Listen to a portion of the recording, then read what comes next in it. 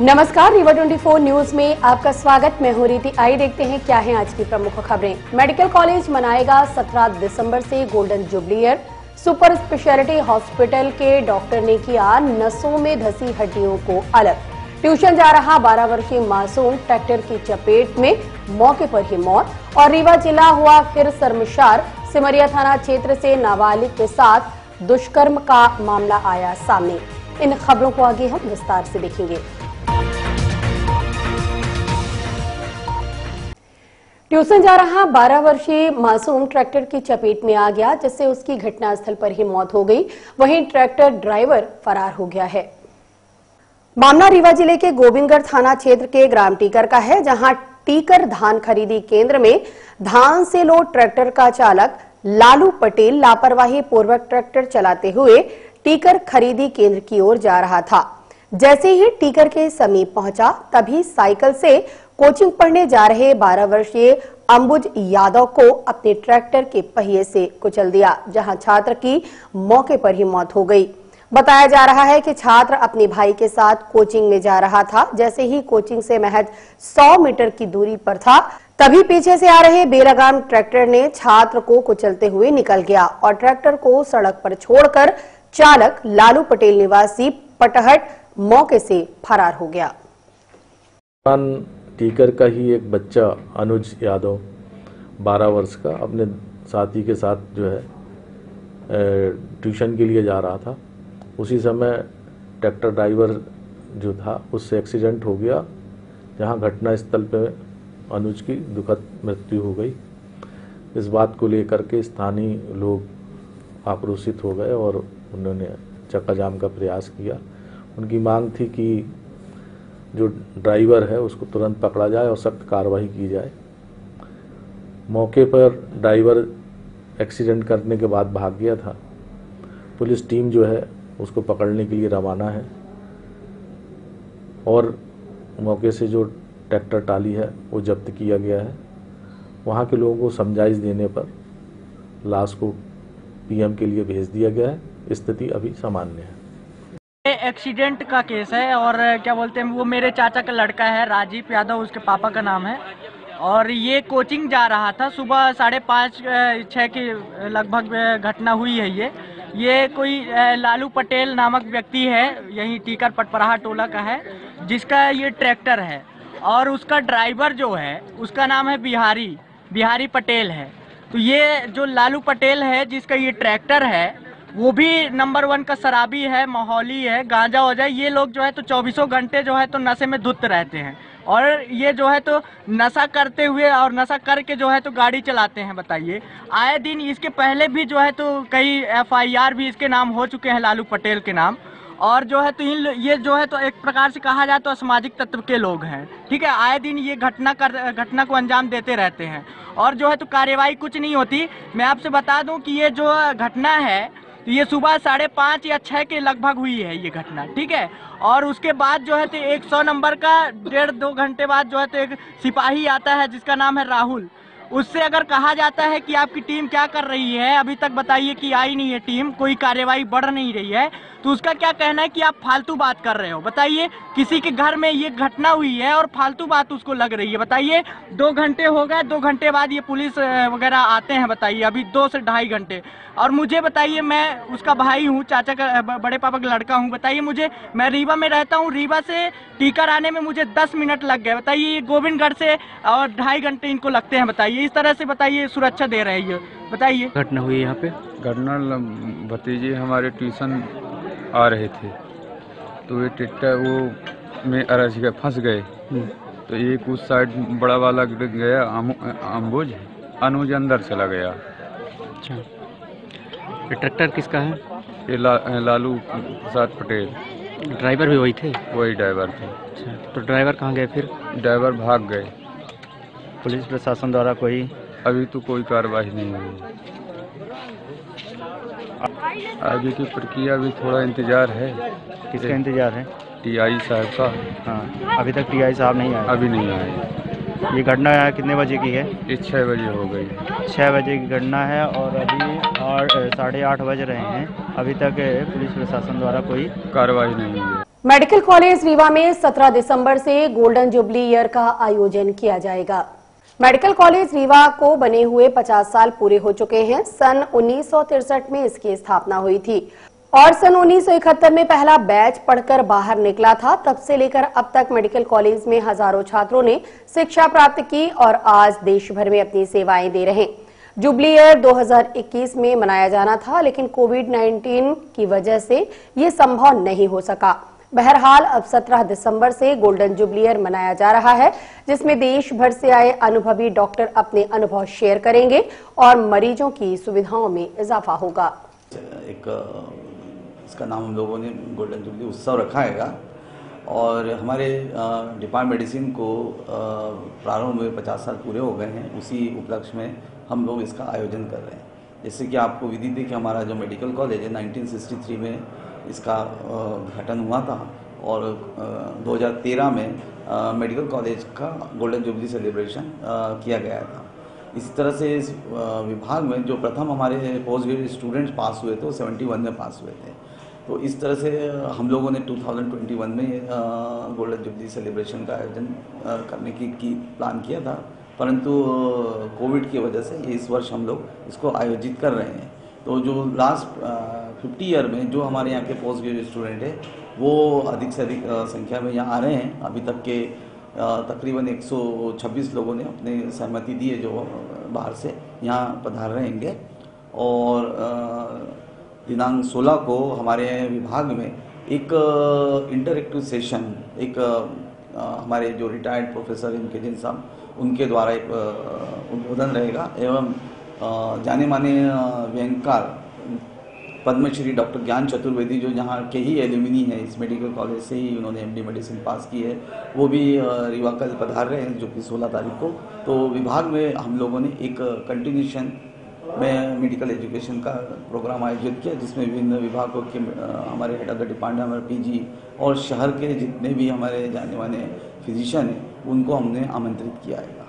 तत्पश्चात 17 तारीख को हमारे जितने यहाँ के टीचर्स हैं इंक्लूडिंग डिपार्टमेंट मेडिसिन के उनका एवं जो रिटायर्ड टीचर्स हैं जो शहर में भी है और शहर के बाहर है उनको हमने आमंत्रित किया है और उनका फेलिसिटेशन होगा। और इसके अलावा जो हमारे विभाग से जुड़े हुए हमारे क्लरिकल स्टाफ, हमारे प्यून। ये था कि चूँकि मेडिकल कॉलेज 1963 में स्टार्ट हुआ, 71 में पीजी हम लोग पहला बैच जो एमडी मेडिसिन करके निकला उसको हुए 50 साल हो चुके हैं। तो उसका हम लोग एक फंक्शन यहाँ कर रहे हैं और उसका कंसेप्ट यह है कि जितने लोग यहाँ से पास आउट होके गए, मुझे लगता है कि देश का कोई भी ऐसा बड़ा शहर नहीं है जहाँ के हमारे रीवा के पास आउट एलुमनीज वहाँ काम नहीं कर रहे हों और बहुत अच्छी पोजीशन पे काम कर रहे हैं। कोई ऐसी ब्रांच नहीं हमारे मेडिसिन की जहाँ हमारे यहाँ के पास आउट हुए लड़के काम नहीं कर रहे होंगे। तो उसका ये है कि सब लोग यहाँ आएंगे, एक दूसरे से इंटरेक्ट करेंगे। आज से 50 साल पहले जो यहाँ से पीजी करके निकले हैं उनका परिचय एक दूसरे से होगा। हम मरीजों को एक बेहतर सुविधा ये दे पाएंगे कि हमारे यहाँ के जहाँ लोग काम कर रहे हैं, किस पेशेंट को किस चीज़ की ज़रूरत है, ऐसे पेशेंट को हमें कहाँ भेजना चाहिए, हमारे लोग कहाँ काम कर रहे हैं। हर आदमी का एक अटैचमेंट अपनी संस्था से स्वाभाविक रूप से होता है। हम लोगों का मानना यह है कि जो हमारे यहाँ से पास आउट हो गए मुनि गए हैं वो जिस शहर में भी हैं बहुत अच्छा काम कर रहे हैं। जब हमारा उनसे इंटरेक्शन होगा, हमें खुद ही पता चलेगा कि हमारे यहाँ के लड़के कहाँ काम कर रहे हैं, तो शायद हम यहाँ के लोगों को एक बेहतर एडवाइस और बेहतर स्वास्थ्य की सुविधाएं दे सकेंगे। ये इसका एक मेन थीम था कि और एक उत्सव, मुलाकात, मेल जोल सबसे जान। रीवा के सुपर स्पेशलिटी हॉस्पिटल में डॉक्टर ने किया एक और कारनामा, नसों में धसी हड्डियों को अलग करके मरीज की जान बचाई। सतना जिले के हिनौती के रहने वाले एक गरीब परिवार के बच्चे का एक्सीडेंट हो गया था, जिसमें गिरने के कारण उसकी हड्डियां नसों में धंस गई थीं, जिसका इलाज डॉक्टरों ने सफलता के साथ किया। मध्य प्रदेश में अभी तक यह सुविधा जबलपुर और ग्वालियर में थी, अब रीवा में भी यह सुविधा उपलब्ध हो चुकी है। सुपर स्पेशलिटी हॉस्पिटल खुलने के बाद मरीजों की सुविधाओं में काफी इजाफा हुआ। इस संबंध में हमने ऑपरेशन करने वाली टीम से बात की। ये बच्चा जब हम लोगों के पास आया था तो इसके हाथ पैर में ताकत काफ़ी कम हो चुकी थी, चलने में लड़खड़ाहट थी और ये गिर गया था और हड्डियों में इसके दोष हो गया था। हड्डियां पीछे की तरफ होकर के नसों में धंस गई थी। इवैल्यूएशन से पता चला तो ये एक कॉम्प्लेक्स एडी एक कैटेगरी होती है, एटलेंटोएक्सियल डिसलोकेशंस विद बेसिलर इन्वेजिनेशन, ऐसी चीज़ें होती हैं। CVJ एनोमलीज इनको कहते हैं मेनली। तो पॉइंट यही था कि इतना कॉम्प्लेक्स केस यहाँ पे मैनेज करना था, लेकिन आई वाज वेरी फॉर्चुनेट कि अब हमारे पास एक ऐसी टीम है। तो सभी से कंसल्ट किया गया, डॉक्टर रंजीत सर का गाइडेंस भी लिया गया और केस का अच्छा खासा डिस्कशन हुआ। डॉक्टर कार्तिकेय ने बहुत ही मेजर उसमें पार्टिसिपेशन किया, डॉक्टर ऋषि ने भी मेजर पार्टिसिपेशन किया। ऑल ऑफ अस, हम लोग सारे ही उसमें इन्वॉल्व होकर के, and we have tried our best. We are thankful to god कि ऐसे ही हम रीवा की जनता की सेवा कर सकें। चीज़ों को काफ़ी हद तक डिस्कस प्लान करने में कुछ चीज़ें यहाँ नहीं होती, कुछ संजय गांधी MRI सेंटर से करानी पड़ती हैं, कुछ इंस्ट्रूमेंट्स वगैरह ऑर्डर प्लेस करना पड़ता है, उन्हें मंगाना पड़ता है। तो इसकी काफ़ी प्लानिंग अप्रोच लगती है, खून वगैरह की व्यवस्थाएं, बहुत सारी चीज़ें। ICU का मैनेजमेंट रहता है, वेंटिलेटर सिस्टम पे जाने की संभावना रहती है, बहुत लंबे अरसे तक पेशेंट को वेंटिलेटर डिपेंडेंट होना पड़ सकता है, काफ़ी रिस्क रहता है, इतना ज़्यादा कि ऑपरेशन टेबल पे डेथ के काफ़ी चांसेस होते हैं। अगर ब्लीड थोड़ा भी ज़्यादा हो जाए या अलाइनमेंट थोड़ी गड़बड़ हो जाए तो ब्रेन स्टेम के इश्चीमिया और कॉन्सिक्वेंट डेथ के काफ़ी सारे चांसेस रहते हैं। रीवा में अभी तक ऐसे 2 ऑपरेशंस हम लोग सक्सेसफुली कर चुके हैं। रंजीत सर ने पहला वाला लीड किया था और उसमें भी हम तीनों लोग थे साथ में। एंड ये वाले में मैं डॉक्टर कार्तिकेय मेजरली हम लोगों ने लीड किया और रंजीत सर भी साथ में थे, ऋषि। दिक्कत हम पहले नहीं जान पान, ऐसे घूमत भागत रहे हम, पूरे मानी मजूरी ऐसे करते रहते रहन। फिर बाद में ऐसे धीरे धीरे खाना पीना पूरा खाए पे बल वजन पूरा घटत जाए। फिर हो गया ऐसे पूरे घरे के आदमी बोलने लगे कि ये तोरे बच्चे के का होगा, लुकवा होगा, शिकायत की पोलिया मार इस क्या होगा, दवा दारू करवाओ इसका। हमारे पास जो है तो बहुत मजबूरी रही, तो इधर उधर हुई भटकी। फिर हम संजय गांधी ले आन भर्ती किया ना, जांच पड़ताल भाई। फिर सुफर का हमारी टफल किया गया, एक ही बाद है ना से फिर हमारी जांच भाई। फिर हमारे जो डॉक्टर सरदादा रहे बोले कहीं की जो है तो आपको बच्चा की नस दब गई थी, बहुत ज़्यादा दब गई थी। एक ही बाद जो है तो आपको जबलपुर ले जाना पड़ेगा। हम हीन भान कि दादा हमारे पास कोई आदमी नहीं है, हम परेशान हो जाओ। फिर हमारे डॉक्टर सरदादा बोले कहीं रुको मैं देखते हैं। इसके बाद हम जो है रुक ज्ञान। फिर डॉक्टर सरदादा हम बोले कहीं के इतने दिन तक में हो जाएगा। 22 तारीख का फिर हमारा ऑपरेशन भा। एक ही बाद हमका बहुत अंधियार दिखा, इतना अंधियार दिखा कोई हद से बाहर। पे अच्छा हमारे डॉक्टर सरदादा के ही आशीर्वाद मिली हमका कि हम हंसते खुशते बनी करते हैं, मजूरी करते हैं, कहाँ जाते हैं बहुत अच्छे से रहते हैं, हमारा बच्चा बहुत अच्छे से। रीवा जिला हुआ फिर शर्मसार। अब सिमरिया थाना क्षेत्र से नाबालिग के साथ दुष्कर्म का मामला प्रकाश में आया है। रीवा जिले में इन दिनों बलात्कार की घटनाओं में लगातार इजाफा हो रहा है। बीते 2-3 महीनों के भीतर लगभग 2-4 दिन के अंतराल में ऐसी कोई न कोई खबर आ ही जाती है जो मानवता को शर्मसार कर देने वाली है। ताजा मामला सिमरिया थाना क्षेत्र का है, जहां एक नाबालिग बच्ची के साथ दुष्कर्म का मामला सामने आया है।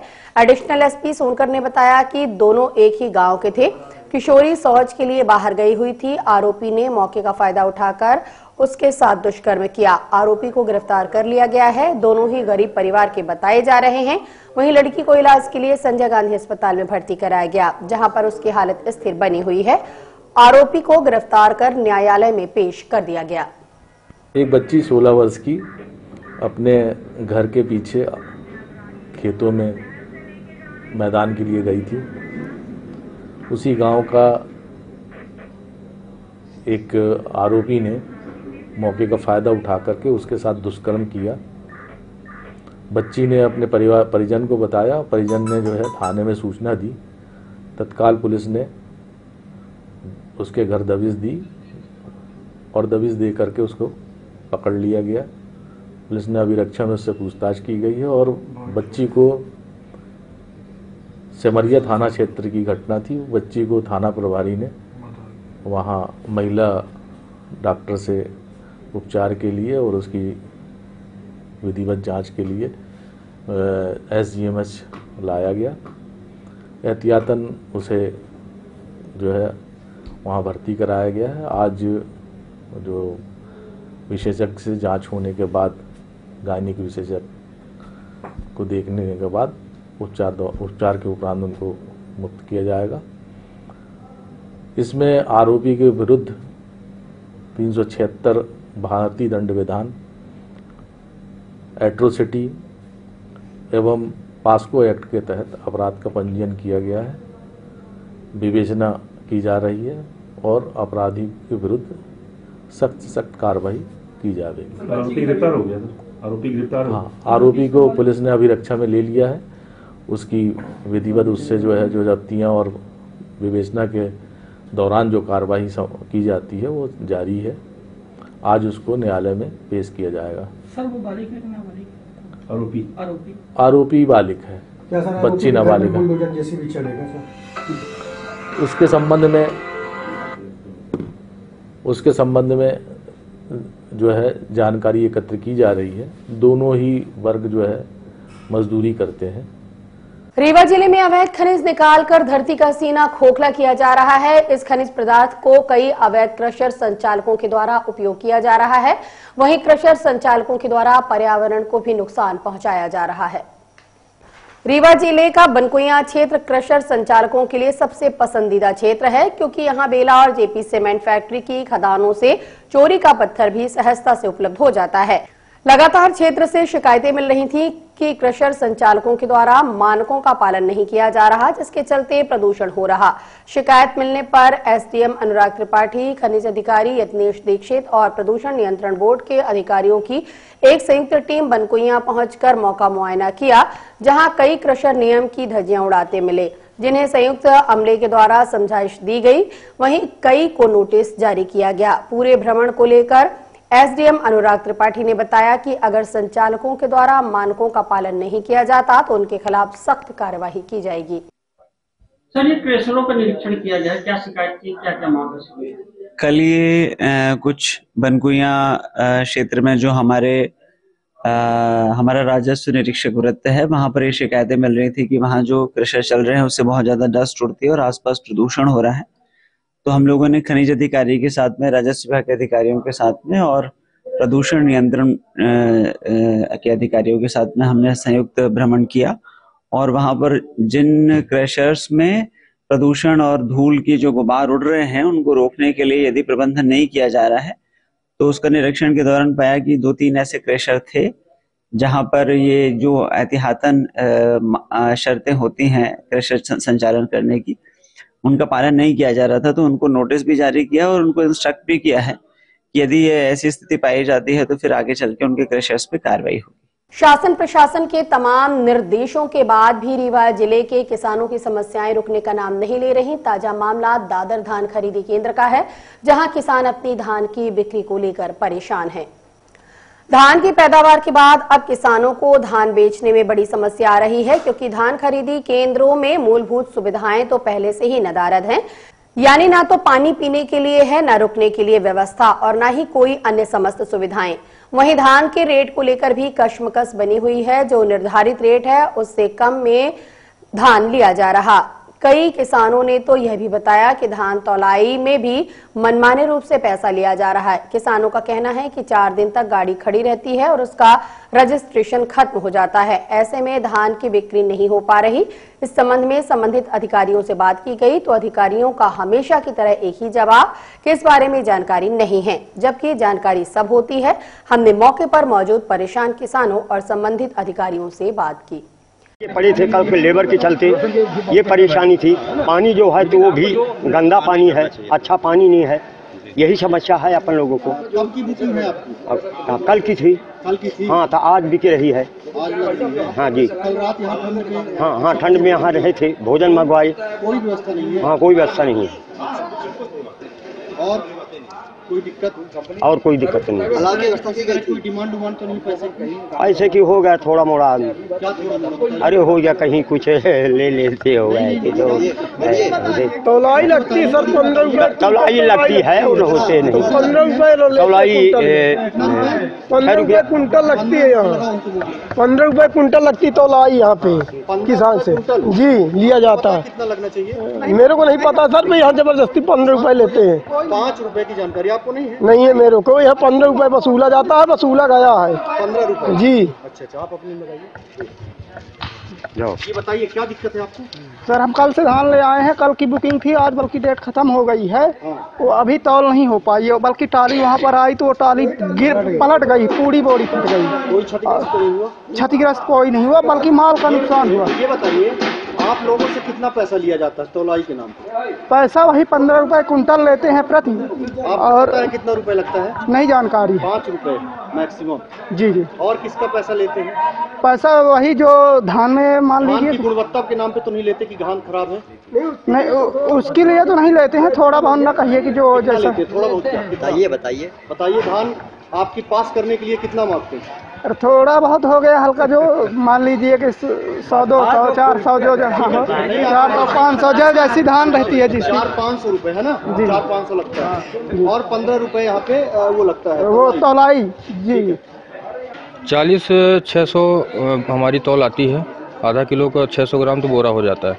40 किलो 200-300 किसानों से लिया जाता है और बाकी ज़्यादा तो नहीं आता है, इतनी तौल ली जाती है। यहाँ पे जो लेबर हमारे लगे, जैसे मेरे पास डाटा है सर, मैंने भी वीडियो बनाया हुआ है जिसमें सर 40 किलो 980 ग्राम है, किसी में 600 ग्राम है, किसी मतलब ज़्यादा तौल कम ज़्यादा बताया। ठीक है, आपके द्वारा बोला गया देखा गया तो उसको हम दिखवाएंगे किसमें ज़्यादा गया है। तो सर ये किसकी जवाबदारी है सर? अभी आप जो है आपकी समिति प्रबंधक से मैंने बात की, उनका भी कहना हमें जानकारी नहीं है, आप भी कहते हैं हमें जानकारी नहीं है। नहीं सर इसका जो कौन कर? हमारे हिसाब से जो लेबर यहाँ पे तौलाई कर रहे हैं उनको यही बोला गया है, जो लेबरों के ठेका उनको भी यही बोला गया है कि 40-300 40-400 ज़्यादा से ज़्यादा 40-600, क्योंकि 600 ग्राम बोरे का वजन है, आधा किलो तो बोरे का वजन हो जाता है। 40 किलो 300 उनसे वजन लिया जाता है। आप ये बताइए ऐसा क्यों कि किसी में 40-400, किसी में 40-500, किसी में 40-900, ऐसा नहीं 40-600 का वजन है सब में बराबर? अब बताइए ना, नमी चेक करने के लिए तो अलग मशीन 40-600। हाँ, अब जिसमें किसमें कम है तो अब नमी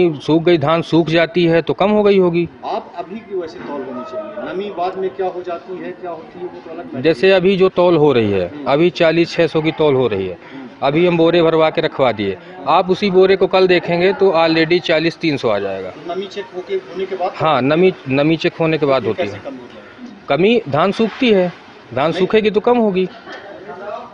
और जो टैग हो गए हैं हाँ, उनके उसमें ये देखा गया है कि और कम है। हाँ, नहीं अभी हम आपके सामने चेक कर रहे हैं। हाँ, तो वही चीज़ हम बोल रहे हैं कि 40-600 हम तौलाई लिए और धान सूखती है, धान सूखेगी तो कम होगी, ऑलरेडी कम होगी वो। अच्छा हाँ, चलिए ठीक है। सर अपना नाम बता दीजिए। मनीष कुमार उपाध्याय, खरीदी केंद्र कौन सी? ये बहुरी बांध क्रमांक 2। यहाँ पे किसानों के लिए सब व्यवस्थाएं हैं? हाँ, सब व्यवस्थाएं हैं, पानी की व्यवस्थाएं, हाँ कुछ व्यवस्थाएं नहीं है, खाने पीने की व्यवस्थाएं नहीं है, पानी की व्यवस्थाएं हैं, वेयर हाउस की तरफ से पानी की व्यवस्था की गई है। सर मान लीजिए कोई किसान दूर से आता है, दूर से आता है, तो उनके रुकने की क्या व्यवस्था है? रुकने की व्यवस्था नहीं है, क्योंकि वेयर हाउस का टाइमिंग रहता है 10 बजे से 6 बजे तक। 10 बजे ये अपना गेट खोलते हैं, 6 बजे बंद कर देते हैं। इसके बाद बाहर जो जिसको व्यवस्था करना वही करता है किसान, क्योंकि किसानों के लिए अंदर कोई व्यवस्था नहीं है। नगर पालिक निगम महापौर अजय मिश्रा बाबा ने पीएचई शाखा की समीक्षा बैठक ली, जिसमें महापौर एक्शन मोड पर दिखे व अधिकारियों को जमकर फटकार लगाई। महापौर ने कहा कि ऐसा कोई दिन नहीं होता जब सुबह से लेकर शाम तक पेयजल की शिकायत उनके पास न पहुंचे। एक शिकायत का निराकरण होता नहीं, दूसरी पहुंच जाती है। शर्म की बात है कि बीते वर्षों में अरबों रुपए पेयजल के नाम पर खर्च किए जा चुके हैं, लेकिन एक ऐसा वार्ड नहीं जहां जनता को मीठा पानी पूरी तरह से मिलता हो। जनता के सामने सबसे बड़ी समस्या पेयजल की है और इसे हर हाल में दूर किया जाए। बैठक में उन्होंने निर्देशित किया कि पेयजल से संबंधित समस्याओं का त्वरित निराकरण किया जाए। बैठक में पीएचई शाखा के अधिकारियों द्वारा जानकारी दी गई कि चुरहटा से जो नई पाइपलाइन डाली गई थी उसको विगत 1 माह के अंदर लोक निर्माण विभाग के ठेकेदार द्वारा कई बार तोड़ा गया, जिससे गंदा पानी घरों में सप्लाई हो रहा है। इसमें संबंधित कई शिकायतें आ रही हैं। महापौर अजय मिश्रा बाबा ने कहा कि उनके विरुद्ध आपराधिक प्रकरण दर्ज कराए और इसके बाद उनको सूचित किया जाएगा। आगजनी होने के कारण कारण फायर स्टेशन में पानी भरने का स्रोत कम है, उसको देखते हुए पड़रा टंकी, सिविल लाइन टंकी, चिरहला टंकी तीनों में टैंक भरने की व्यवस्था करने के निर्देश दिए। जिन जगहों में गंदा पानी आ रहा है और पानी नहीं जा रहा, उसके लिए टोल फ्री नंबर 7970004424 में सूचना दें, जिससे कि उसका निदान किया जाए। और ओवर टैंक बने हुए हैं, पानी की टंकी या उनके चारों तरफ दीवार बनाई जाए। सुरक्षा की दृष्टि से इसके संदर्भ में बैठक में तत्काल निर्णय लिया गया। लाइन चेंज कर दीजिए। ऐसा पानी जा रहा है, कैसे मैं कल हाथ में उठाया तो पूरा पानी काला था। अब बताइए इसको कैसे लोग पिए। 17 नंबर का आधा प्रॉब्लम तो ये वाला है कि वो 100 मीटर का पाइप बचा हुआ है अमैया से, उधर से वो लाइन ट्रैप हो जाएगी तो 17-18 का आधा प्रॉब्लम तो वैसे सॉल्व हो जाएगा, वाला कोई दिक्कत नहीं है। और जो अभी आप बोल रहे हैं 17 नंबर में पानी नहीं जा रहा है, जो वाला हम कोई रेक्टिफिकेशन कर रहे हैं, कुछ कर रहे हैं, तो उसके अंदर में तात्कालिक कुछ समय के समस्या आना स्वाभाविक है। उसमें कचरा भर चुका है। नहीं, वो तो खत्म हो गई ना, खत्म हो गई जी। वो तो 1 लाख ज्वाइंट मतलब बहुत बड़ी बात। तो पहली बात तो CMR कंपनी जो ये बोल रही है, PHE के हमारे संबंधित अधिकारी बोल रहे हैं, आप बोल रहे हैं, तो इस बात से सहमत है। तो एक तो इनका रेट अप्रूव कराने की बात लिखिए, आप कमिश्नर से बात करिए, इनका रेट अप्रूव कराइए। राज्य स्तरीय युवा उत्सव के लिए रवाना होने वाले दल के लिए आज अवधेश प्रताप सिंह विश्वविद्यालय में एक कार्यशाला का आयोजन किया गया। अवधेश प्रताप सिंह विश्वविद्यालय के शंभुनाथ शुक्ला सभागार में आज एक कार्यशाला का आयोजन किया गया। कार्यशाला का आयोजन युवा उत्सव में भाग लेने वाले राज्य स्तरीय प्रतियोगिता के कलाकारों के प्रशिक्षण के लिए किया गया था, जिसमें 7 जिलों से इस बार छात्र शामिल हुए। कुल 22 विधाओं में ये छात्र भाग लेंगे, जिसमें 57 छात्र जा रहे हैं, जिनके साथ आज प्रशिक्षण कार्यशाला का आयोजन किया गया। कार्यक्रम में मुख्य रूप से कुलपति रीवा डॉक्टर राजकुमार आचार्य, कुल सचिव doctor Surendra Singh Parihar, professor MP पाठक, DSW प्रभारी अतुल पांडे, डॉक्टर श्रीकांत मिश्रा उपस्थित रहे। इस दौरान विभिन्न विधाओं का प्रदर्शन किया गया, जिनके अवलोकन के लिए प्रोफेसर सेवाराम त्रिपाठी, डॉक्टर विद्या प्रकाश तिवारी, देवेंद्र सिंह बावनी, शैलेंद्र द्विवेदी, सुनयना अग्रवाल, प्रवीण शर्मा, अनामिका पांडे, आयुष मोटवानी उपस्थित रहे। अवधेश प्रताप सिंह विश्वविद्यालय की टीम आज शाम रिजर्व बस से बरकतुल्लाह विश्वविद्यालय भोपाल में राज्य स्तरीय प्रतियोगिता में प्रतिभागिता हेतु जा रही है।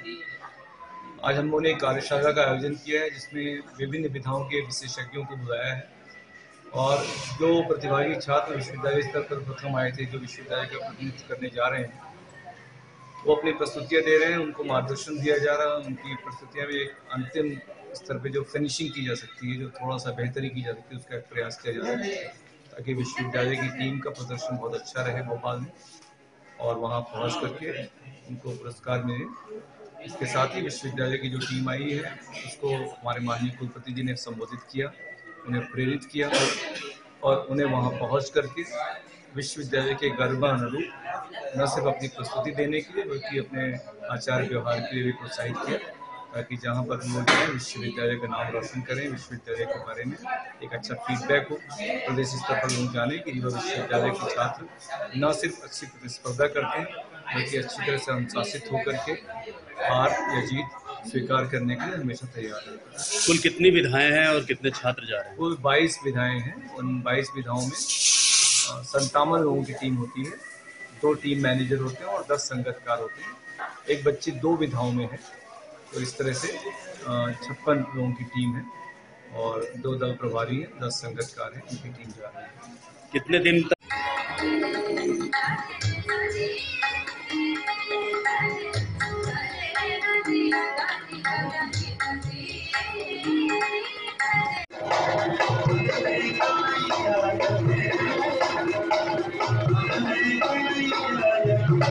नमस्कार, स्वागत है आप सभी का हमारे न्यूज चैनल पर। जी हाँ, देश के फेमस मंत्री जो कल ही हुए थे जेल में बंद, उन पर हुआ हमला हमला हमला। न बम से, न बारूद से, न गोलियों की बौछार से उन पर हमला। और अब मिलते एक छोटे से ब्रेक के बाद। हड्डी जोड़ एवं रीढ़ रोग तथा स्त्री रोग एवं प्रसूति रोग का इलाज एक ही छत के नीचे। विघ्नहर्ता hospital and trauma centre, hotel landmark के पास, रतहरा, रीवा। डॉक्टर संतोष सोनी, पूर्व चिकित्सक, बॉम्बे हॉस्पिटल, मुंबई, हड्डी जोड़ एवं रीढ़ रोग विशेषज्ञ, छोटे चीरे एवं दूरबीन विधि द्वारा हाथ तथा पैर की हड्डियों का ऑपरेशन।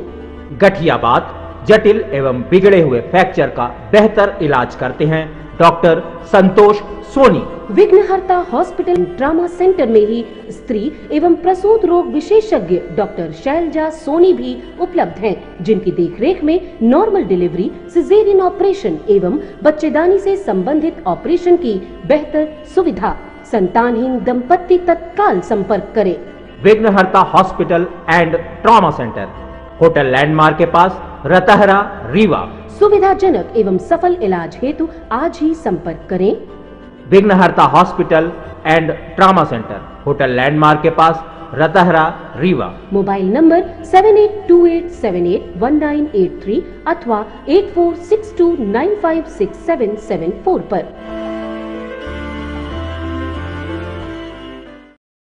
और अभी की बड़ी खबर आ रही है। समान पुलिस रीवा ने 2 शातिर एटीएम ठगों को 27 नग एटीएम के साथ गिरफ्तार किया है। सम्मान थाना पुलिस को सूचना मिली कि समान तिराहे पर 2 संदेहास्पद व्यक्ति खड़े हैं, जिनके पास कई एटीएम हैं।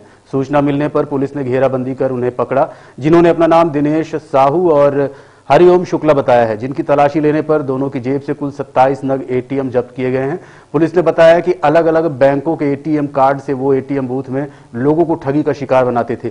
लोगों को मदद के नाम पर उनके एटीएम बदलकर ठगी को अंजाम देते थे। पुलिस द्वारा आरोपियों से पूछताछ की जा रही है, जिसके बाद कई अन्य खुलासे भी हो सकते हैं। आज की खबरों में बस इतना ही। नई खबरों के साथ हम होंगे पुनः उपस्थित। इजाजत दीजिए रेत को। नमस्कार।